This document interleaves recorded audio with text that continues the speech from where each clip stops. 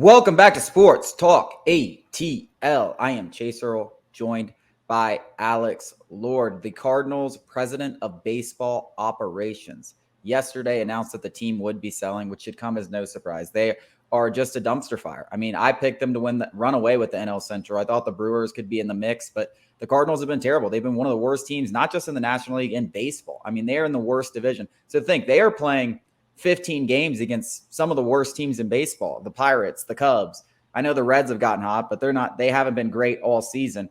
And they have been downright brutal all season. They're 17 games under 500 and 11 and a half games back. They have to sell. They have no chance of winning the division, especially with the Reds being as hot as they are. I don't think they necessarily are going to completely rebuild. The two top targets, and the Braves won't have an interest in this because they don't have a need for Nolan Arenado or Paul Goldschmidt. They also don't have the prospect capital to get either of those guys. So that's not happening. I don't think they're going to trade those guys. I think they're really retooling. So there's three guys I want to focus on. They're all pitchers. Pitching is the biggest need for the Braves. They don't need to add to their offense. Two of them are starters, which I don't think the Braves need a starter, especially if Max Fried comes back. But if they want to get an innings eater, they want to patch things up. Both of these guys are attainable. They shouldn't cost too much. Jack Flaherty, who I'm sure Braves fans are very familiar with, he's a guy who kind of came up at the same time as Mike Soroka, and they have similar trajectories. They've both been just hampered by injuries. They both look like aces. Injuries strike.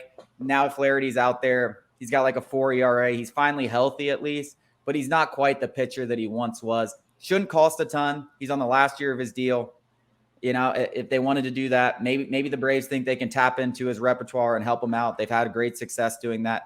The other guy's Jordan Montgomery. He's been much better over the last two seasons. He'll be one of the better pitchers on the market, but he's also a rental. So starting pitching can get pricey. I think Montgomery, being that he's one of the better pitchers and it's a seller's market, even though he's a rental, could cost a couple good prospects. I don't think the Braves will pay that price. But if an injury arises to someone else in the rotation or Max Fried suffers a setback over the next few weeks, they're going to need another starting pitcher, and that's where I think he could become more of a target. The guy I really want to focus on, though, is Jordan Hicks. Now, Jordan Hicks, if you're a baseball fan, you probably know him. If you're familiar with the Cardinals at all, they kind of always seem to have these guys that come out and throw like 100 out of the bullpen. And you're like, how do they have one of the worst bullpens in the league? It doesn't even make sense. They've got all these guys, these high-powered arms. Jordan Hicks is 1A, point example 1A. He has a 101-mile-per-hour sinker. Some of the nastiest stuff you'll see. He's striking out 13 and a half batters per 9 innings. But he's walking 5 to 6 batters per 9 innings. And when you're giving up that many free passes, it's hard to be successful. And that's been the case his whole year, his whole career. This isn't just a recent phenomena that has been, up and down for him. He's consistently had a 4 to 5 ERA. I think he has a 4.03 ERA, despite having some of the nastiest stuff, because he averages 5.2 walks per 9 innings. But the reason I like him on the Braves, and we've talked about this, we have a lot of the middle guys, the guys that throw 94, 95, stuff like that. This guy's a totally different pitcher that the Braves don't even really have on the roster. A guy that can just hum it up to 100, 101, and a high-powered arm. All of his metrics as far as contact is concerned are like 95, 95% in average X velocity, all that stuff, X slugging and stuff like that, because people can't hit him. But he's in the fourth percentile for walks. So I think it's worth a gamble on this type of guy. He's also on the last year of his contract. Not going to cost a ton in terms of prospects. If the Braves wanted to take a gamble, they didn't want to go after a Josh Hader or a Scott Barlow or a David Bendar or a Kenley Jansen, who are all cost more than, and they just wanted to take a gamble because they don't necessarily need anything. But taking a gamble on a guy like this, a high-powered arm, that maybe if you can cut down on his walks, could be just as good as those guys, and he won't cost anything, I think that's something that they should definitely consider.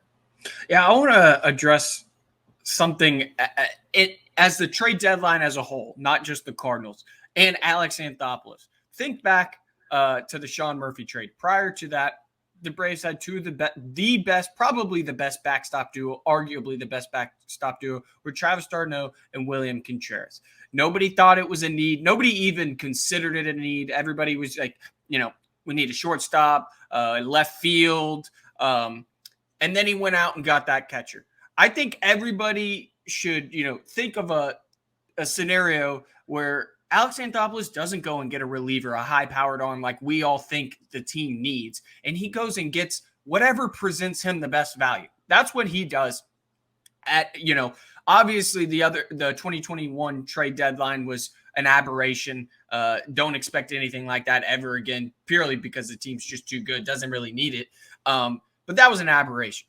He's going to start thinking about, just minor tweaks for the future. I could see him targeting, somebody that doesn't make sense quite this year, but next year you're like, oh yeah, we needed him. Now Sean Murphy's our catcher for the long term, and everybody's like, this guy's a genius. But during that moment when we're all small, Alex Anthopoulos is big, bird's eye view, thinking of the big picture. Obviously, trade deadlines generally used to address the now, trying to push towards October. And I think, that's the most likely outcome. We all still think I still would put my money on a high-powered reliever, if anything. But I wouldn't rule out something that's just off the wall because Alex Anthopoulos found value in said trade. Yeah, I mean, I see what you're saying. My thing with that is like I'm also looking towards the future. So I've already taken that into consideration. And the future of this starting rotation is much better than it is now. So if you're correcting anything, it needs to be the now, because the future is even better because you get Fried back, you get Kyle Wright back. You already have 5 guys there. We're not even talking about Michael Soroka, AJ Smith-Shawver. Now you have 7 guys. So the future of this rotation is in fantastic shape, especially as far as next year. What about left field? Left field could be a future problem to solve now. Not that I have anybody off the top of my head, but just, shooting that from would the hip. That would be about the only place. I mean, yep. Eddie Rosario is a free agent. Marcel's last year. It's just there's nowhere for him right now. That was a fire from the hip, but that I just wanted to give an example of, maybe, just maybe. I know the trade deadline is to fix here and now, but Alex Anthopoulos is not, a normal GM. He thinks it's a million moving parts. It's gonna at least be considered. Like if there is a guy that's under 2 or 3 years left on his contract and is a clear upgrade over Eddie Rosario now and in the future or something like that, it's definitely going to be considered. And I would imagine Eddie Rosario would probably go back in the deal just simply to make it work. But it's going to be considered. I still think you're upgrading a strength when you're upgrading the bullpen. And I still think that is definitely where you'll see this team target going in to the trade deadline. Coming up after the break, we're going to stick with this theme of the Cardinals. Who is the most disappointing team in the MLB this season?